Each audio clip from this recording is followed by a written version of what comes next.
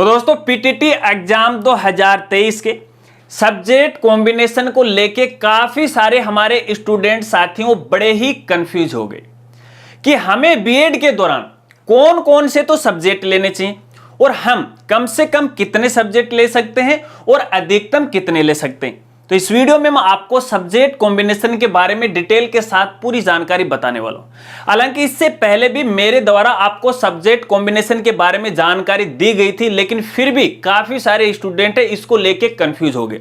तो इस वीडियो में मैं आपको सब्जेक्ट कॉम्बिनेशन की बेसिक से लेके स्टैंडर्ड लेवल तक की जानकारी देने वाला हूं। इसलिए जो वीडियो है उन स्टूडेंट के लिए बड़ी ही खास होने वाली है जो इस बार 2 ईयर की बीएड है वो करना चाहते हैं। तो वीडियो के साथ वो आप बने रहिए। नमस्कार साथियों, मैं हूं आपका अपना साथी राजगुरु जी और आप देख रहे हैं राज स्कूल हेल्प यूट्यूब चैनल। तो दोस्तों जैसा कि आप सभी को पता है कि अपने राजस्थान में पीटीटी एग्जाम 2023 के ऑनलाइन आवेदन फॉर्म भरना शुरू हो गए हैं और अभी तक इसकी जो लास्ट डेट है वो 5 अप्रैल 2023 है। अगर आपको ये नहीं पता है कि पीटीटी का आवेदन फॉर्म कैसे भरा जाता है तो इसके लिए भी हमने अलग से वीडियो बना रखी है। लिंक आपको वीडियो की डिस्क्रिप्शन में मिल जाएगा, जाके देख लीजिएगा।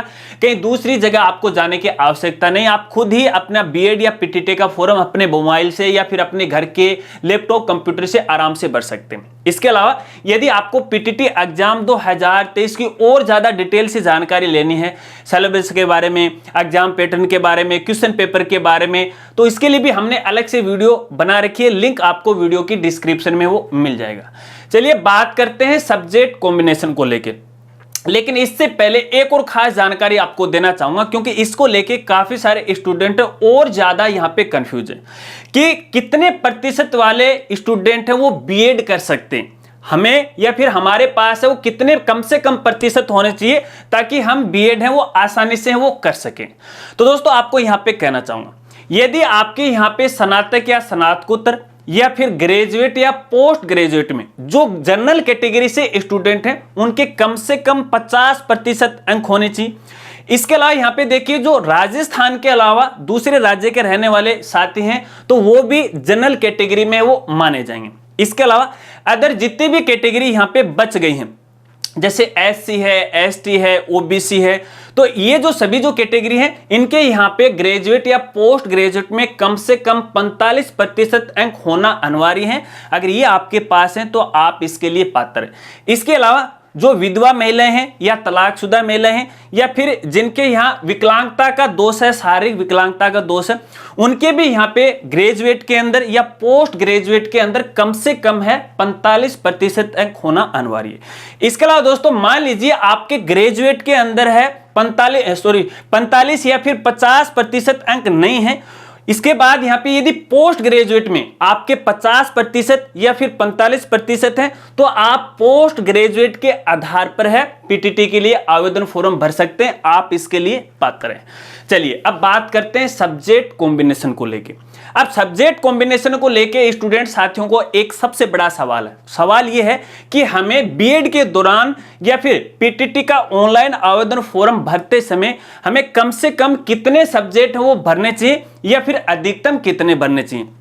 तो दोस्तों यहां पे देखिए सब्जेक्ट के बारे में तो आगे आपको जानकारी देने वाला हूं क्योंकि इससे पहले आपको सब्जेक्ट कॉम्बिनेशन को समझना पड़ेगा और जब आप ये समझ जाओगे तो आपको लास्ट में ऑटोमेटिक पता लग जाएगा कि कम से कम हम कितने सब्जेक्ट ले सकते हैं और ज्यादा से ज्यादा कितने ले सकते हैं। चलिए सब्जेक्ट कॉम्बिनेशन की बात करते हैं।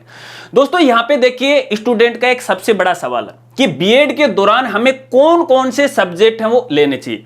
तो यहां पे मैं आपको एक साधारण भाषा में बता रहा हूं। देखिए आपको वही सब्जेक्ट लेना चाहिए चाहे आप किसी भी फैकल्टी से क्यों नहीं हो, चाहे आर्ट्स हो, साइंस हो या कॉमर्स हो। यहां पे देखिए आपके ग्रेजुएट के अंदर या फिर पोस्ट ग्रेजुएट के अंदर जिन सब्जेक्ट से आपने पढ़ाई पास की है या ग्रेजुएट पास की है, सेम के सेम आपको वही जो सब्जेक्ट है वो बीएड के दौरान वो लेने चाहिए। अब दोस्तों यहाँ पे बीएड के दौरान ये जो टीचिंग सब्जेक्ट होते हैं इससे कोई खास फर्क नहीं पड़ता है क्योंकि अगर भविष्य के अंदर जब भी आप टीचर के लिए आवेदन फॉर्म भरना चाहोगे, फर्स्ट ग्रेड है, सेकंड ग्रेड है या फिर थर्ड ग्रेड, तो आपका जो ग्रेजुएट या पोस्ट ग्रेजुएट के अंदर जो आपने सब्जेक्ट लिए ना उन सब्जेक्ट के आधार पर ही आपको टीचर का फॉर्म भरना पड़ेगा। बीएड तो केवल यहाँ पे एक प्रशिक्षण कोर्स है यहां पर आपको एक जो प्रशिक्षण है वो दिया जाएगा, आपको ट्रेनिंग दी जाएगी। तो यहां सब्जेक्ट का कोई ज्यादा फर्क नहीं पड़ता है, लेकिन यहां एक सहूलियत हो जाती है कि जिन सब्जेक्ट की हमने पढ़ाई ग्रेजुएट या फिर पोस्ट ग्रेजुएट में की है तो उनको बीएड में पढ़ना हमारे लिए आसान हो जाता है। तो फाइनल ये कहूंगा कि ग्रेजुएट के अंदर जो आपके सब्जेक्ट हैं सेम के सेम आप वही जो सब्जेक्ट हैं वो बीएड के दौरान वो ले सकते हैं। लेकिन यहां पर एक बड़ी समस्या यह है कि देखिए बीएड के दौरान कुछ ऐसे सब्जेक्ट हैं जिनका नाम तक देखने को हमें नहीं मिलता है। अगर मैं यहां पे देखिए आर्ट्स फैकल्टी की बात करूं, जैसे फॉर एग्जांपल जैसे आपने यहां पे पॉलिटिकल साइंस ले रखा है, जियोग्राफी है, हिस्ट्री ले रखा है, क्योंकि यहां पे देखिए जो पॉलिटिकल साइंस से जो सब्जेक्ट होता है ना वो हर एक स्टूडेंट का बड़ा ही फेवरेट सब्जेक्ट होता है। लेकिन ये जो सब्जेक्ट है ना आपको यहां पे बीएड के दौरान है वो देखने को नहीं मिलेगा। लेकिन फिर इसका समाधान ये है कि पॉलिटिकल साइंस की जगह आप स्विक सब्जेक्ट है वो ले सकते हो, नागरिक शास्त्र है वो ले सकते हो। और इसी तरह से यहां पे जो साइंस वाले हैं, कॉमर्स वाले हैं, वो यहां पे सब्जेक्ट ले सकते हैं। अब आपको मैं यहां पे बताता हूं कि बीएड के दौरान आप पे कौन कौन से जो टीचिंग सब्जेक्ट हैं वो ले सकते हैं। और इसके लिए भैया मैं एक बार मोबाइल ले लेता हूं क्योंकि इसकी मदद मुझे लेनी पड़ेगी, काफी सारे सब्जेक्ट हैं। सबसे पहले मैं यहां पे देखिए आर्ट्स फैकल्टी के लिए बता रहा हूं, कला वर्ग के लिए बता रहा हूं कि आप बीएड के दौरान है वो कौन कौन से सब्जेक्ट हैं वो ले सकते हैं।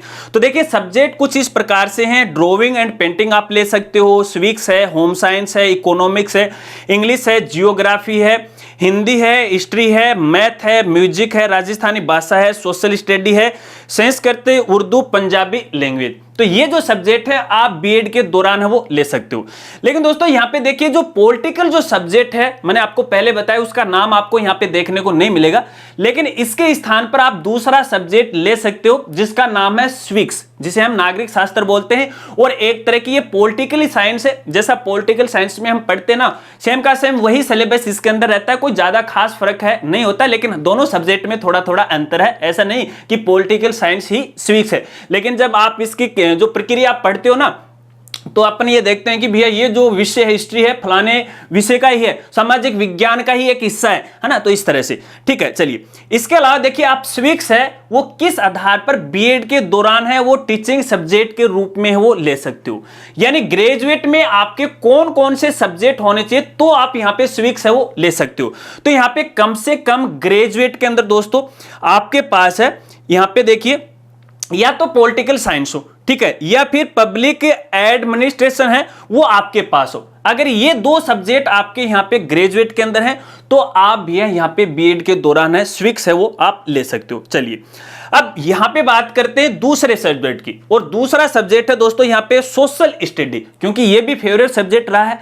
तो यहां पे देखिए बीएड के अंदर है कौन कौन से ऐसे स्टूडेंट हैं जो यहां पे सोशल स्टडी है टीचिंग सब्जेक्ट के रूप में है वो ले सकते हैं।